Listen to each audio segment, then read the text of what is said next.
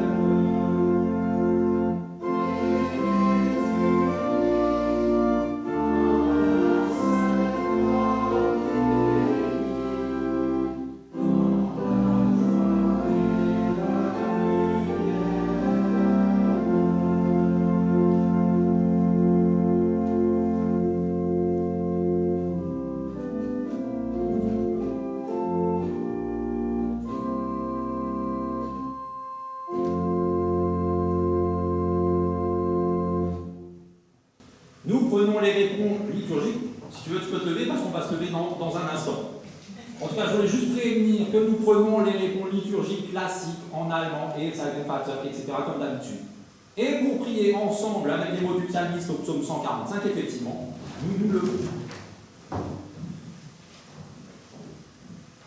Mon Dieu, toi le roi, je veux proclamer ta grandeur et t'exprimer ma reconnaissance éternelle. Je veux le faire tous les jours et t'acclamer sans fin. Je veux parler de ta majesté, de ta gloire, de ta splendeur, et faire le récit de tes merveilles. Moi, je veux énumérer tes hauts faits. Qu'on rappelle tes grands bienfaits, et qu'on proclame avec joie ta fidélité. Le Seigneur est bienveillant et compatissant, patient et d'une immense bonté. Le Seigneur tient fidèlement ses promesses. Tout ce qu'il fait est marqué de sa bonté. Le Seigneur soutient tous ceux qui sont tombés. Il remet debout tous ceux qui fléchissent.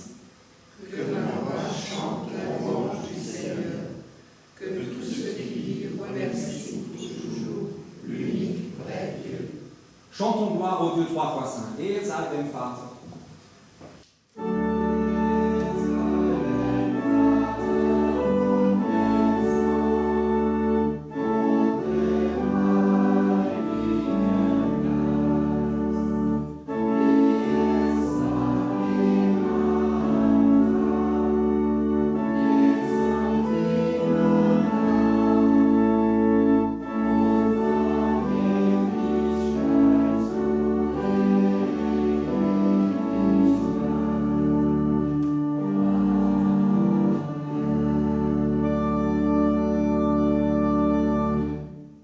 Parce que nous sommes sûrs de l'amour de Dieu pour nous, nous pouvons reconnaître devant lui ce qui nous sépare de lui.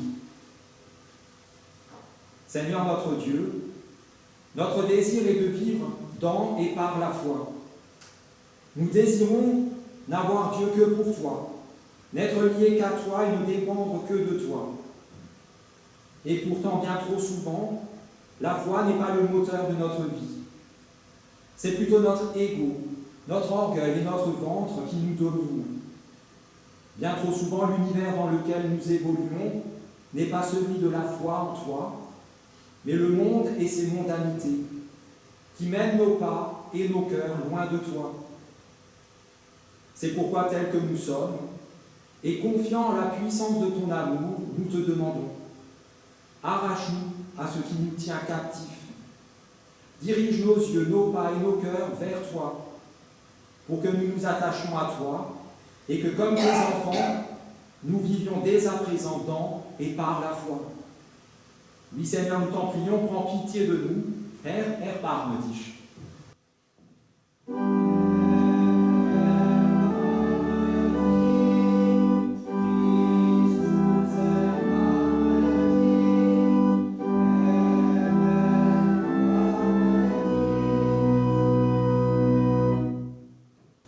Que celui qui aime Dieu se réjouisse, car voici ce qu'il proclame à son intention par la bouche de l'apôtre Paul, qui dit ceci.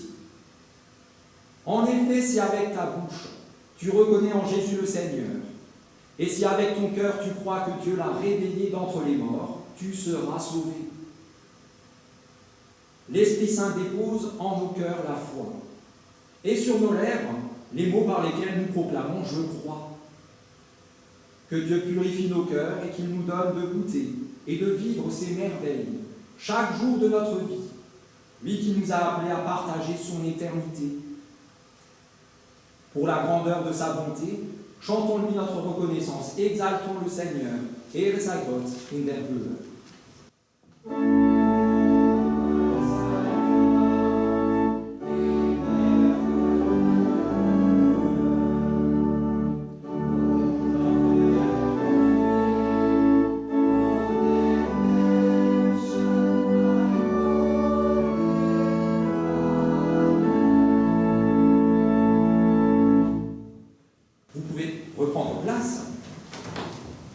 Et avant d'entendre la première lecture pour ce matin, nous prions pour que ces paroles deviennent pour nous paroles de vie. Seigneur notre Dieu, dans ta miséricorde, tu manifestes la puissance de ta grâce. Apprends-nous à ne placer notre confiance qu'en toi, afin que nous soyons nous aussi débordants de miséricorde, à l'égard de tous ceux que tu places sur nos routes, et qu'ainsi nous ayons part à la joie de ton royaume. Au moment d'entendre ta parole de vérité, que ton esprit ouvre nos oreilles et nos cœurs à la douce chaleur de ton amour infini. Nous t'en prions par Jésus-Christ, ton Fils, notre Seigneur, qui vit et qui règne avec toi, Père, et le Saint-Esprit, un seul Dieu, pour les siècles des siècles.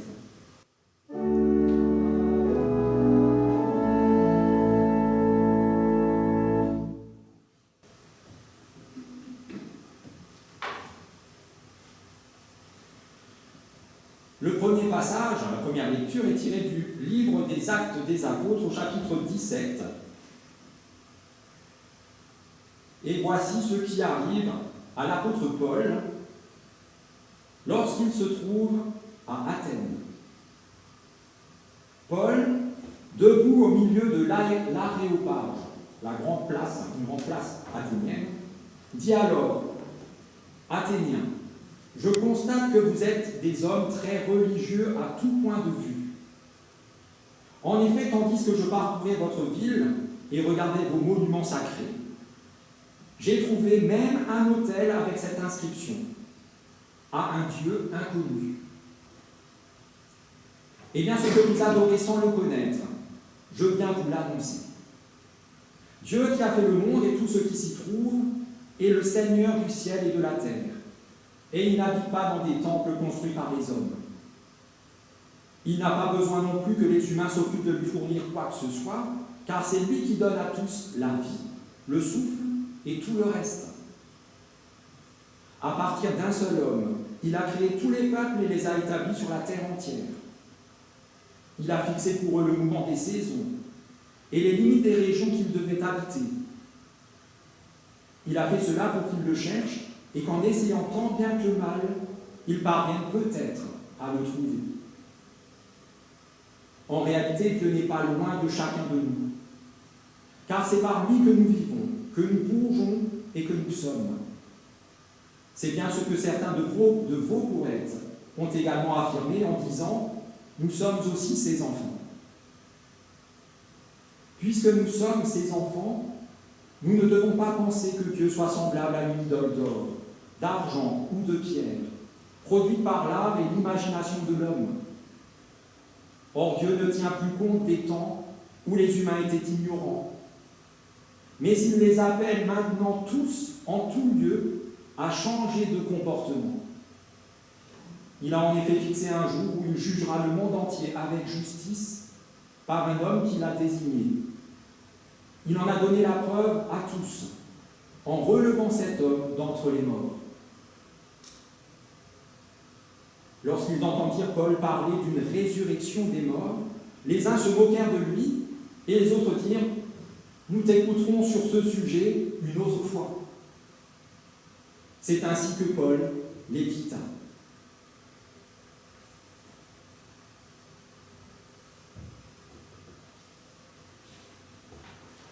Nous prenons le chant suivant. Nun danket alle Gott. Il y a 3 strophes.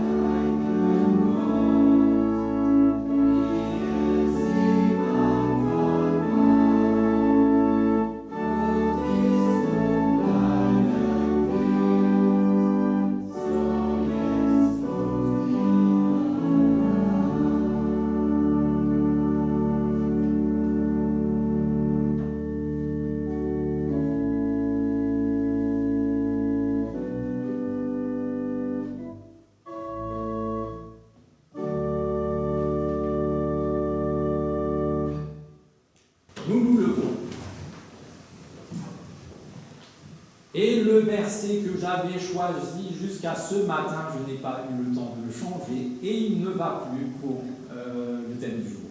Donc, acclamons l'Évangile en chantant Alléluia.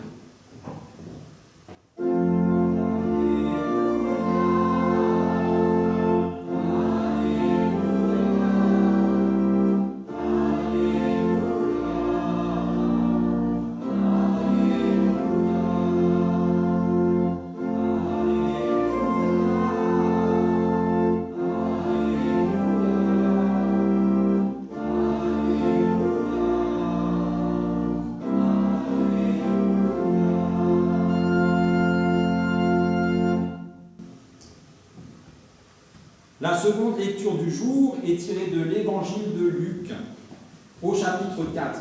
Le début de ce chapitre, c'est toute cette aventure de Jésus poussé par l'Esprit, après son baptême, dans le désert, où pendant 40 jours et 40 nuits, il ne mange ni ne boit. Et où à la fin de ces 40 jours, il est tenté par le diable et il lui résiste merveilleusement bien. Et voici ce qui arrive directement ensuite. Jésus retourna en Galilée, plein de la puissance du Saint-Esprit. On se mit à parler de lui dans toute cette région. Il y enseignait dans les synagogues et tout le monde faisait son éloge. Jésus se rendit à Nazareth, où il avait été élevé.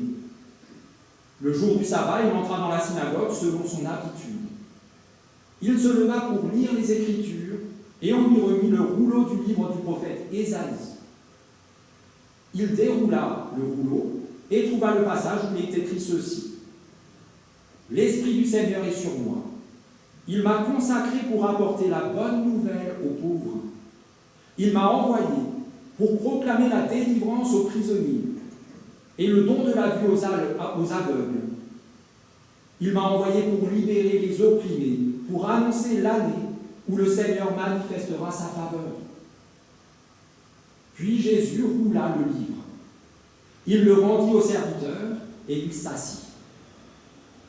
Toutes les personnes présentes dans la synagogue avaient les yeux fixés sur lui. Alors Jésus se mit à leur dire : « Ce passage de l'Écriture est réalisé aujourd'hui pour vous qui m'écoutez. » Tous exprimaient leur admiration à l'égard de Jésus et s'étonnaient des paroles merveilleuses qu'il prononçait. Tous disaient : « Mais n'est-ce pas le fils de Joseph ?» Jésus leur déclara : « Vous allez certainement me citer ce proverbe : Médecin, guéris-toi toi-même. Et vous me direz aussi : Nous avons appris tout ce que tu as fait à Capernaum, accompli les mêmes choses ici, dans ta propre ville. » Puis il ajouta : « Je vous le déclare et c'est la vérité. Aucun prophète n'est bien reçu dans sa ville natale.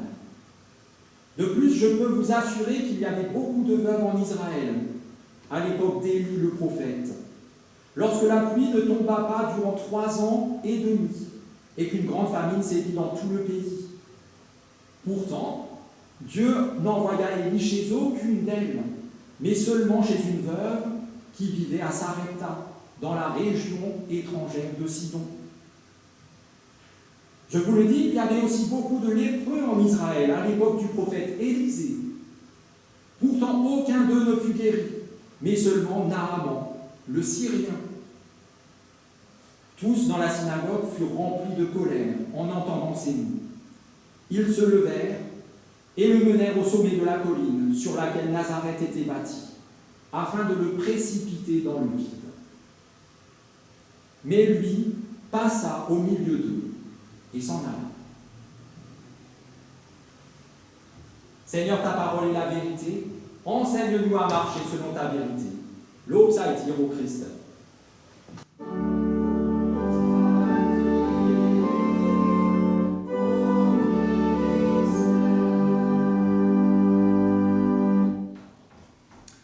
La question du jour. Facile, celle-là. Pour une fois, elle ne posera absolument aucun problème à qui que ce soit. Vous allez répondre unanimement la même réponse, clairement. Vous est-il déjà arrivé d'être triste parce que nos églises se vident ? jamais aucune question du jour n'a eu une réponse aussi simple, aussi évidente, aussi unanime. Voilà. Oui. Alors, nos églises, pas seulement les 5 clochers, pas seulement l'UEPAL, pas seulement les catholiques en France, mais partout.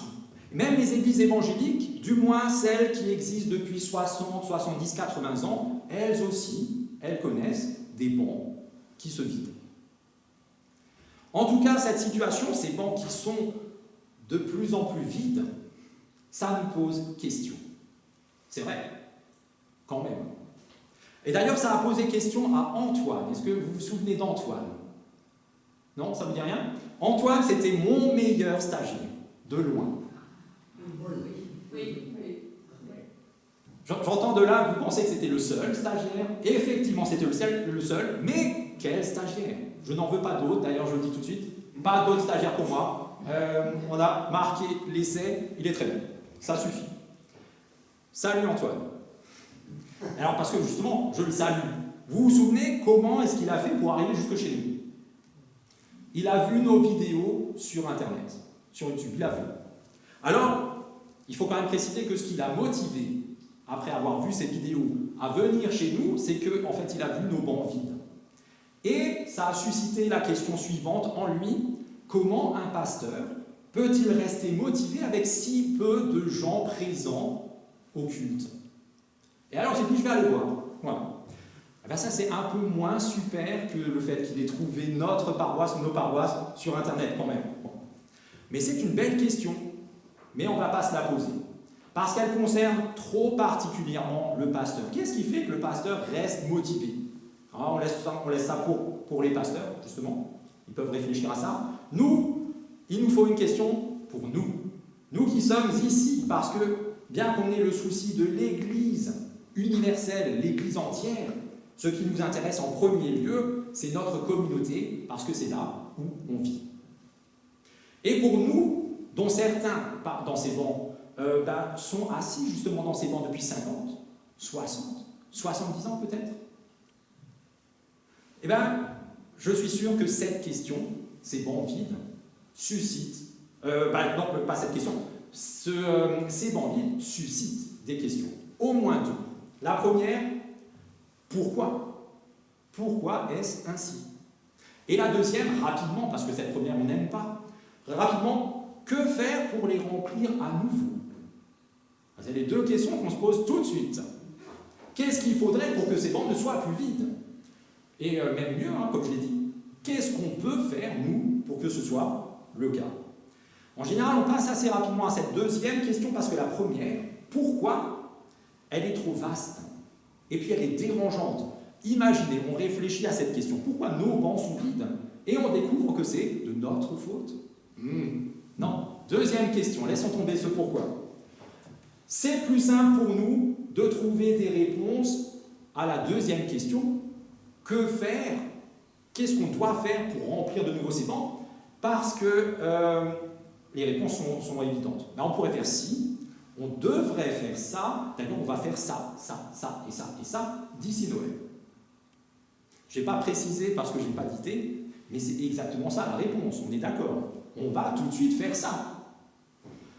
Peu importe le domaine de notre vie, ce sont ces questions-là qu'on préfère, parce qu'on y répond en faisant, pas en réfléchissant. Réfléchir pour réfléchir, ça ne mène pas très loin. Michel Audiard le disait de cette façon: un intellectuel assis va toujours moins loin qu'un pont qui marche. C'est vrai, je ne sais pas dans quel film, mais c'est vrai. C'est scientifiquement prouvé.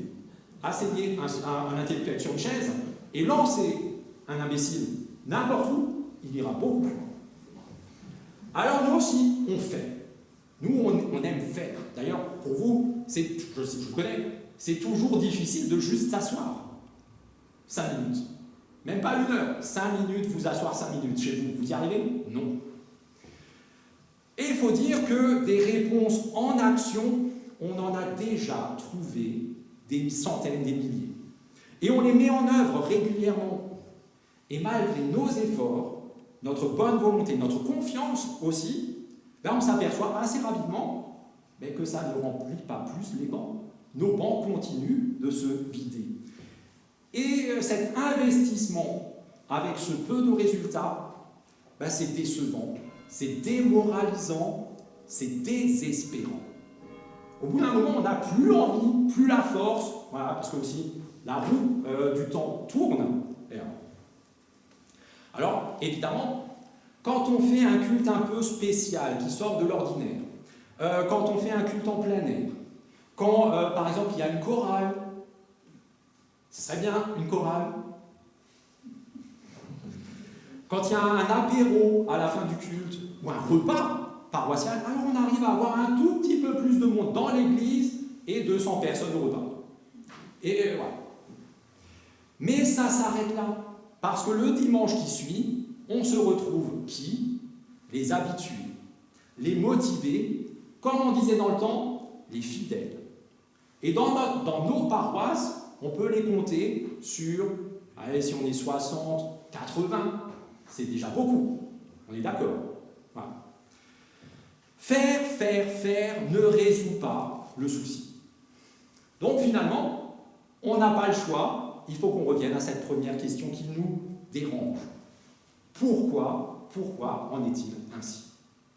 Et là, c'est le moment pour moi de parler du racisme.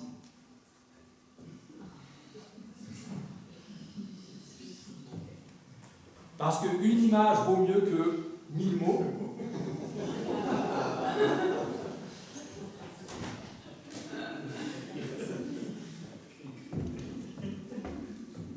Il est tout neuf, hein. La première fois que je le mets, il y a encore l'étiquette.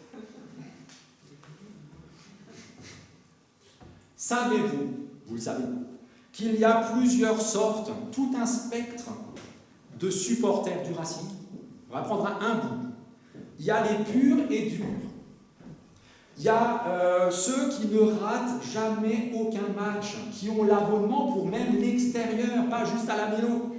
Il y a ceux qui parlent, qui mangent, qui dorment, qui respirent, qui vivent Racing, et ça en devient presque insupportable pour que ceux qui sont autour, ils vous dégoûteraient presque du Racing. Et des abonnés, il y en a en gros cette année 20 000. 20 000 qui sont là tous les dimanches ou les samedis, enfin quand il y a un match. On en a quelques-uns dans le village, n'est-ce pas? Ça c'est ici, les purs et durs. Et de l'autre côté, il y a les supporters comme moi. Moi j'aime bien le Racing, j'ai même le maillot qui le prouve.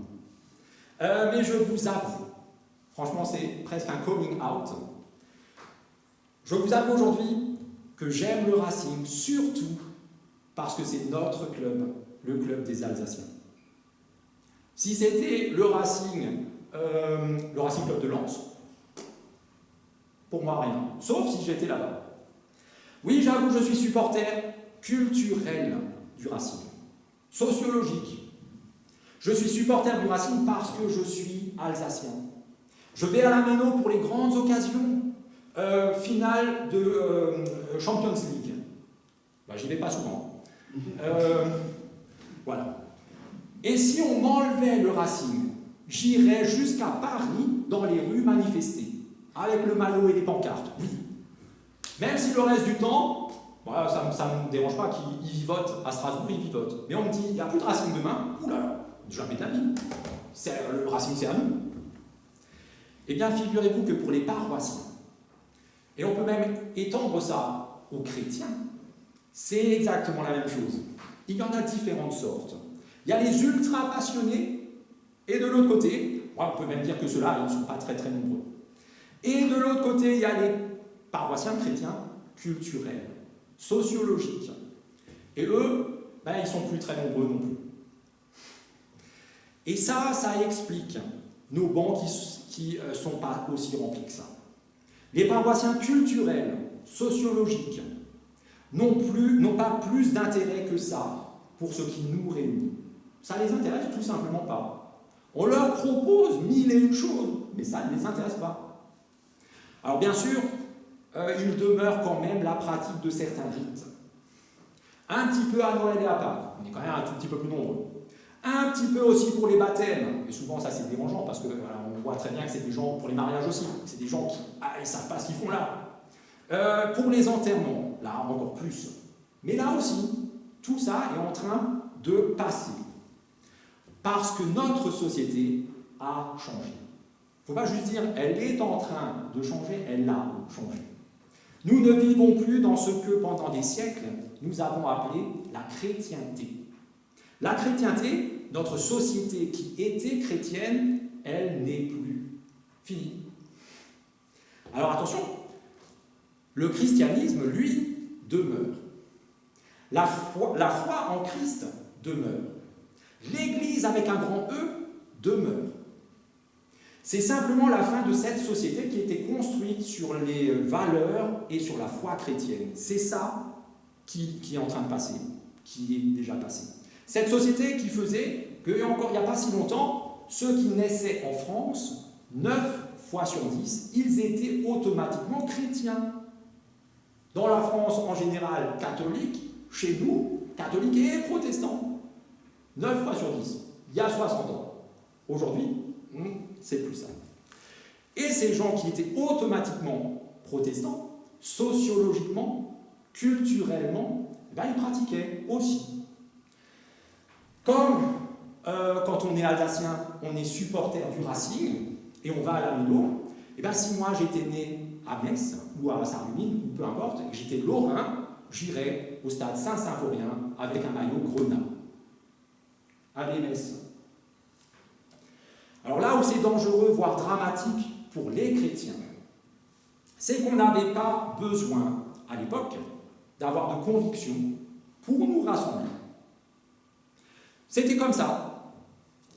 Et là, c'est ce qui manque, justement. Au bout d'un moment, s'il n'y a pas de conviction, je ne retourne plus m'asseoir sur les bancs du Racing. Je ne crois plus qu'ils peuvent gagner un match. C'est pas la peine. De toute façon, est-ce que cette équipe existe vraiment? De nos jours, on récolte finalement ce qu'on a semé. Parce que ça fait longtemps qu'une trop grande partie de la chrétienté se contente d'une religion d'apparence. Je suis supporter du Racing. Depuis les années 90, personne ne m'a vu sur les bancs de la Méno. Les gens ne croient plus en un au-delà, surtout pas négatif. Allez leur parler du paradis, allez leur parler de l'enfer. Ils ne croient même plus à une transcendance, à un Dieu plus grand que l'humain. S'ils imaginent un autre monde où peut-être aller vivre un jour, ils pensent tout de suite à Elon Musk, sa fusée et Mars. Pas à un paradis avec des petits angelots, non. Si la vie doit avoir un sens, ils préfèrent la chercher ici, dans ce monde-ci, dans cette vie. Parce que par-delà de nous, il n'y a rien. On ne va pas chercher là où il n'y a rien. Ici, c'est le seul truc qu'on a, on cherche ici un sens à notre vie. Et s'il devait y avoir quelque chose de sacré, c'est justement tout ça. Ce monde-ci, la nature, la terre, l'homme, l'humain, tout-puissant. Alors vous pensez bien qu'ils n'auront pas une très très grande motivation à venir partager nos cultes. Tout simplement parce qu'ils ne partagent pas du tout nos convictions. Pourquoi est-ce qu'ils seraient ici? Qui d'entre nous, même si on lui payait l'abonnement, irait passer tous ses week-ends à Metz, au stade Saint-Symphorien, pour supporter le FC Metz? Ici, personne, même si on vous le payait. Le FC Metz est bien triste là-bas de ne pas nous avoir sur ces bancs. Ils sont tristes, ils aimeraient bien nous avoir. Ils n'ont pas 20 000 abonnés.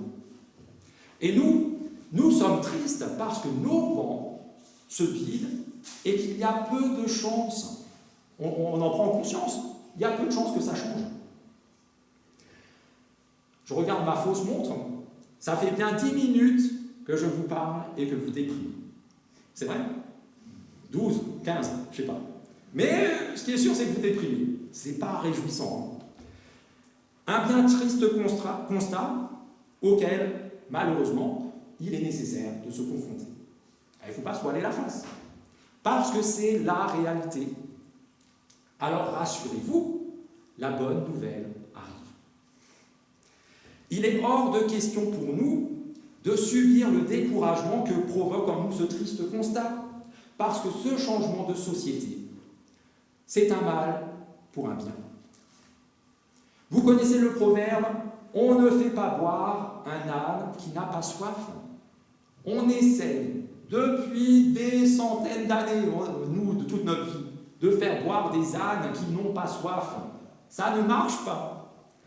On en a même la preuve, il y a 2000 ans, avec l'apôtre Paul à Athènes. A-t-il réussi? Va voir ailleurs. L'apôtre Paul, qui fait que nous sommes chrétiens aujourd'hui. À Athènes, ce jour-là, ça n'a pas marché. On en a même la preuve, il y a 2000 ans encore une fois, avec Jésus lui-même.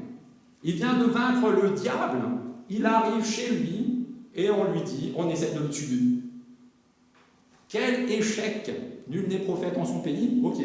Mais ce n'est pas ça qui a suffi. Tout le reste, on ne veut pas de lui. Par contre, c'est ça la bonne nouvelle, il y a quand même plein d'ânes qui ont soif. Plein d'ânes qui ont une soif terriblement profonde en eux.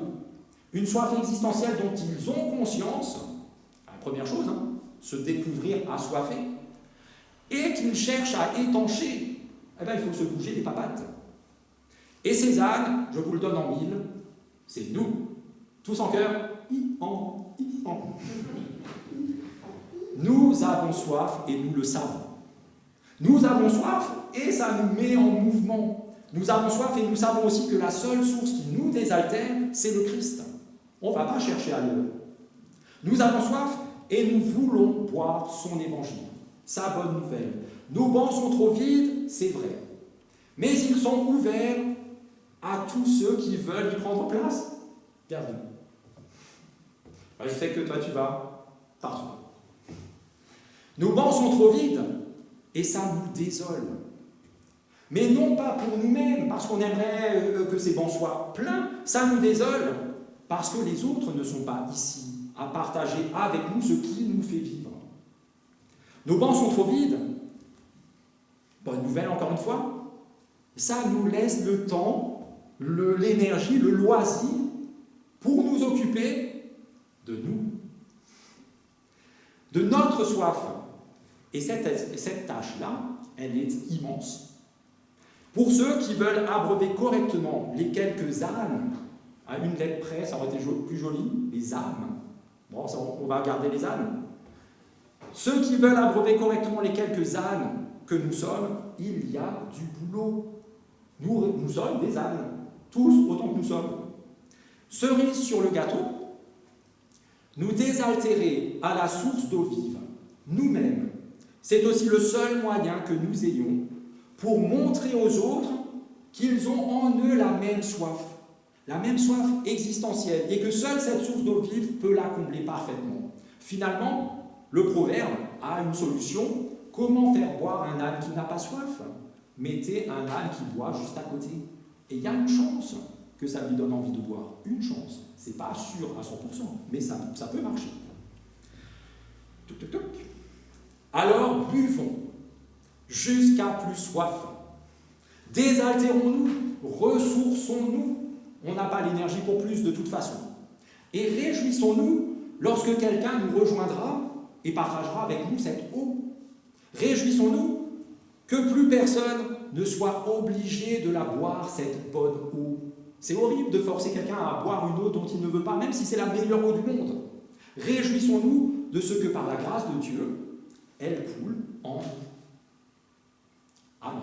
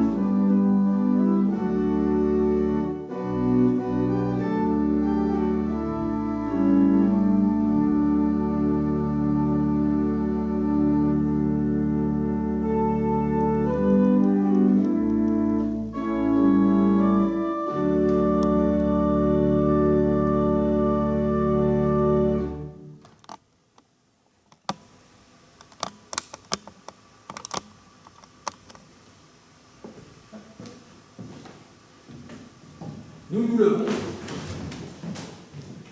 et nous prions les uns avec et pour les autres. Dieu vivant et miséricordieux, ta compassion remplit le monde. Chaque jour dans ta grâce, tu viens sur nos chemins, à notre rencontre. Aujourd'hui aussi, tu es parmi nous et nous pouvons te prier en toute confiance. Pour toutes les personnes qui ne savent plus aimer, pour toutes celles qui, à cause des rudes déceptions de leur vie, sont devenues impitoyables envers elles-mêmes et envers les autres, pour toutes celles qui se sont fermées à ta grâce parce qu'elles se sentent abandonnées par toi, pour toutes les personnes qui s'efforcent d'orienter leur vie vers toi, qu'elles ne soient pas découragées par leur faiblesse et que face à l'échec, elles se tournent toujours à nouveau vers toi. Pour toutes les personnes qui ont faim et soif de justice, toutes celles qui subissent l'oppression et sont obligées de vivre leur foi en cachette, toutes celles qui sont soumises à la violence, à la pauvreté, à la maladie ou à la solitude. Inonde leur vie de ta compassion infinie et secours-les. Pour nous-mêmes, nous qui avons tant besoin de ton amour gracieux, accorde-nous force et courage, et dans l'adversité, affermis notre confiance et notre espérance, pour que nous vivions par la foi. Toi qui, par ton esprit, fais de nous tes enfants, c'est en enfant que nous te prions, avec les mots que tu nous as toi-même appris.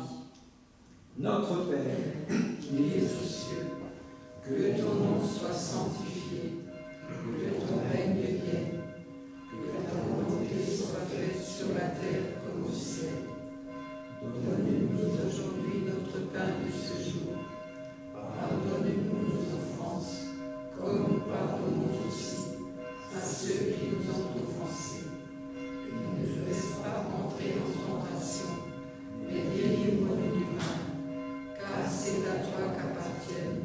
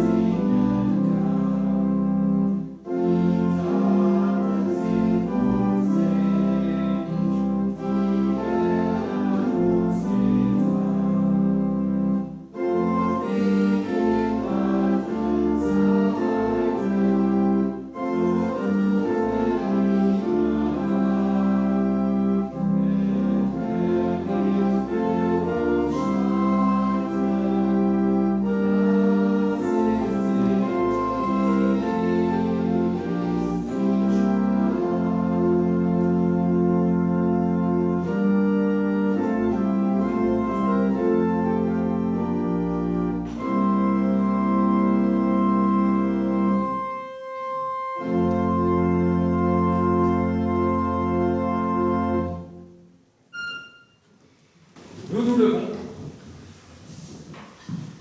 Allons dans cette journée et dans nos vies, encouragés et affermis par la certitude que dans son grand amour, Dieu nous appelle à la vie en Jésus-Christ, mort et ressuscité, une vie offerte gracieusement que nous recevons dans la foi, une vie qui nous fait entrer dès ici et dès maintenant dans le royaume de Dieu, la maison du Père, de qui nous sommes issus et à qui nous retournons par le chemin qu'il trace lui-même devant nous. Et qu'ainsi Dieu notre Père, par son Esprit, vous accompagne et vous conduise, qu'il vous affermisse dans son alliance éternelle, en Jésus-Christ son Fils, notre Seigneur. Et soyez bénis, vous êtes bénis. Amen.